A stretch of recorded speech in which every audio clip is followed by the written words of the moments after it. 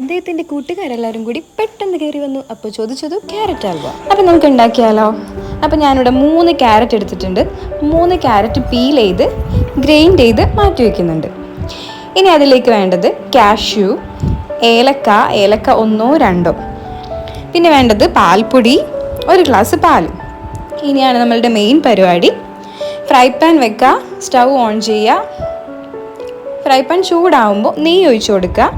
നെയ്യ് മെൽറ്റ് ആവുമ്പോൾ നമ്മൾ ഗ്രൈൻഡ് ചെയ്ത് വെച്ച നമ്മുടെ ക്യാരറ്റ് ഇട്ട് കൊടുക്കുക.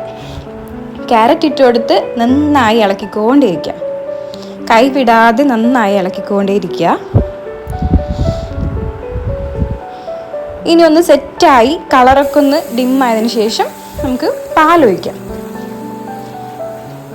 പാലൊഴിച്ച് ഈ പാലിൽ കിടന്നിട്ട് നന്നായി കുറുകി നന്നായിട്ട് വറ്റി വരും. ആ സമയത്ത് ഇപ്പോൾ വറ്റി വന്നിട്ടുണ്ട്. നമുക്ക് എടുത്തു വെച്ച ഏലക്ക ഇടാം. പിന്നെ ഷുഗറിന് പകരം ഞാനിവിടെ ഹെർഷീസിൻ്റെ കാരമൽ സിറപ്പാണ് യൂസ് ചെയ്തത്. പിന്നെ ഉപ്പ് ഇടാം, വീണ്ടും ഇളക്കാം. ഇനി ലാസ്റ്റ് നമ്മുടെ പാൽപ്പൊടി ഇട്ടിട്ട് നന്നായി ഇളക്കി കൊടുക്കുക. നമ്മുടെ ഐറ്റം ഇവിടെ റെഡി ആയിട്ടുണ്ട്.